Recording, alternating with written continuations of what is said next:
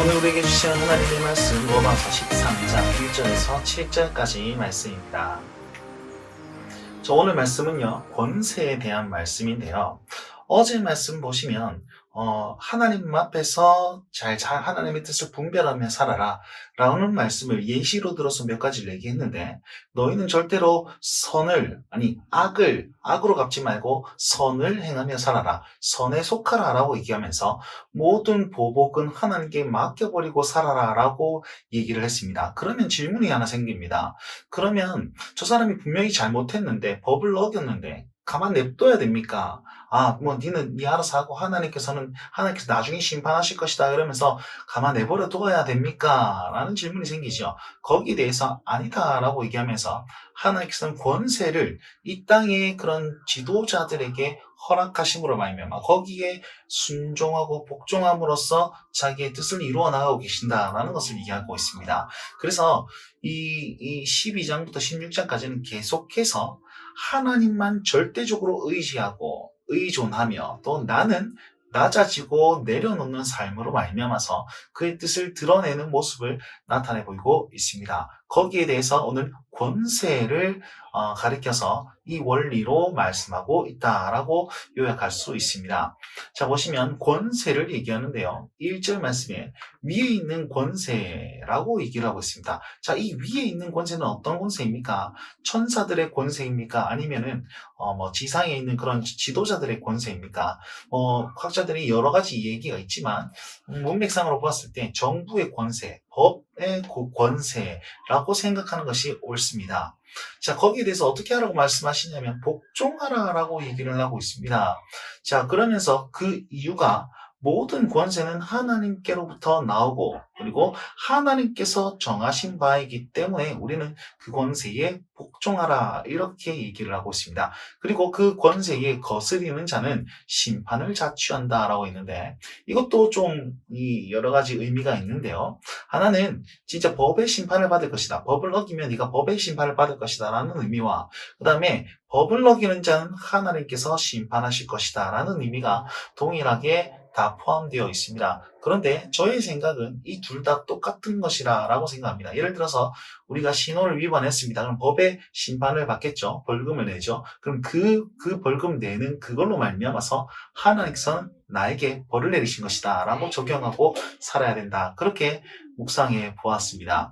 자, 여러분 기억하십시오. 모든 권세는 하나님께 있습니다. 그래서 그 권세가 우리의 투표로 주었든 투표로 그 사람을 뽑았든 아니면 생물학적 권세, 우리가 부모를 그냥 얻은 것 같이 나이가 많은 사람들, 그분들을 이제 내 주변에 있게 하신 것 같이 모든 그 권세는 하나님께로 주셨습니다. 그래서 내 부모 역시 하나님께서 주셨기 때문에 복종해야 하며, 또 정치 지도자들도 마찬가지죠. 내가 뽑은 게 아니고 하나님께서 투표라는 것을 통해서 그 사람에게 권세를 주었다라고 믿어야만 하는 겁니다. 그래서 내 생각보다 하나님의 권세를 더 믿고 의지하며 나의 것을 내려놓는 것, 그것이 바로 하나님의 뜻을 분별하며 사는 것이다 라고 해석할 수 있겠습니다. 자, 이 위에 있는 권세는 구체적으로 또 설명을 하는데요. 이걸 어떻게 표현하냐면 이런 식으로 표현해 놨습니다.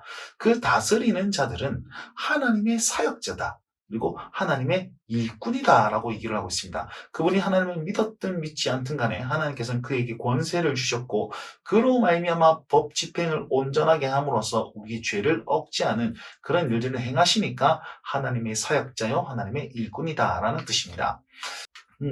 그 모든 권세자들에게 그 권세를 두려워하며, 자, 그 사람이 가진 권세를 두려워하는 것이 아니고 권세를 주신 하나님을 두려워함으로써 너희는 선을 행하라, 칭찬을 받을 것이다. 그 다음에 이 사람들을 선을 베푸는 자로 하나님께서 세웠거든요. 그래서 선을 행하면 이 사람들을 통해서, 이 법을 통해서 내가 선을 얻을 것, 칭찬을 얻을 것이다 라고 얘기하고 있고, 그 다음에 이 사람들을 진노하심을 따라 보응하는 자로 세웠습니다.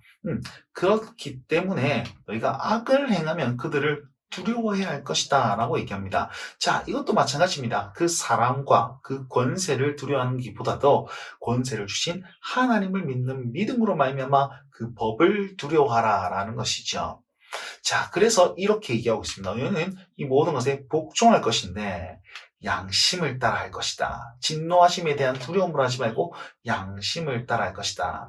방금 제가 설명했던 그 권세 뒤에 있는 법 뒤에 있는 하나님의 권세를 두려워하라라는 뜻으로 양심을 따르라라고 표현하고 있습니다. 그래서 결론적으로 조세를 받을 자에게는 조세를 주고 관세를 받을 자에게는 관세를 주라. 자, 행동의 모습이죠. 행동으로 그들을 섬기라. 근데 이면에서는 어떻게 해요?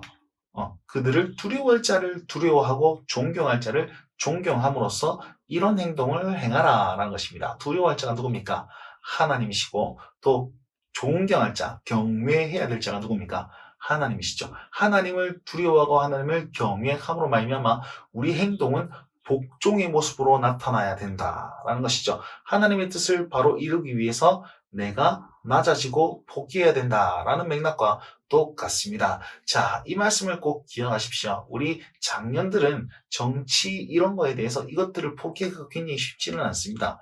내 생각과 다른 정권이라든지 정책이라든지 뭐 이런 것들에 의해서 내려놓기 쉽지 않은데요. 우리는 권세를 주신 하나님을 믿고 따르는 그런 순종의 자세도 포함되어야 되지 않을까요? 그래서 그들을 위해서 정치 지도자들을 위해서 기도할 수 있는 오늘 하루 혹은 내가 또 순종함으로 나아감으로 말미암아서 하나님의 뜻을 이룰 수 있는 그런 하루가 되었으면 어떨까라고 묵상해보고 우리 하나님을 두려워하고 존경, 경외함으로써 오늘 하루를 주님과 함께 동행하실 수 있는 모든 운동원들과 성도님들이 되셨으면 좋겠습니다. 말씀 붙들고 승리하시고 주님과 동행하십시오. 날마다 주님과